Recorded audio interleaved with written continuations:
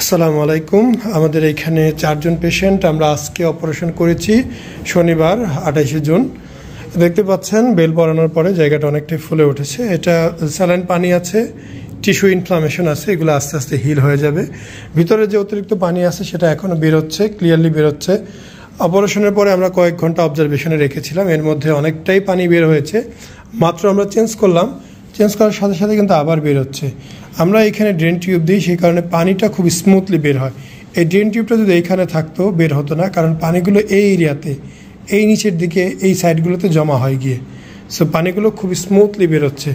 এই প্রতিটা পেশেন্টের আমরা এখানে ড্রেসিং করেছি, ড্রেসিং করার কিছুক্ষণের মধ্যে আবারও ভরে যাচ্ছে। তার মানে খুব ভালো ফ্লো, একদমই দুর্দান্ত ফ্লো হচ্ছে। আমরা এখানে অবস্থা ভেদে 2 থেকে 4 লিটার পরিমাণে স্যালাইন প্রয়োগ করে থাকি, ওষুধ মিশ্রিত। এই স্যালাইনগুলো আমাদের শরীরে বিভিন্ন জায়গায় চলে যায়, সেই কারণে আমাদের বুকের এগুলো ফোলা ফোলা লাগে। কালকে কমে যাবে, গলা পর্যন্ত ফুলতে পারে, ভয়ের কিছু নাই। সবথেকে গুরুত্বপূর্ণ বিষয় হচ্ছে হাত উপরে তুলবো না, বুকে চাপ দিব না।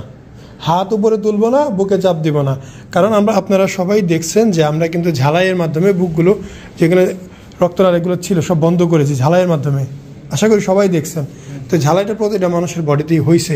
কোনো কারণে চাপাচাপিতে যদি ওইটা খুলে যায়, ওখান থেকে রক্তক্ষরণ হওয়ার চান্স আছে।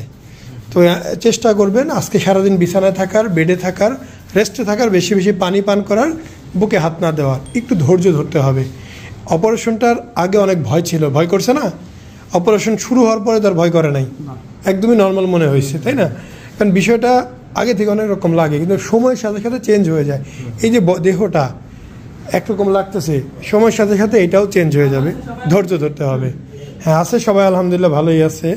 এখন আমরা ছেড়ে দেব, মোটামুটি সবাই ভালো আছে। ঠিক আছে। আসসালামু আলাইকুম, মোহাম্মদ শাকিল হোসেন বলছি।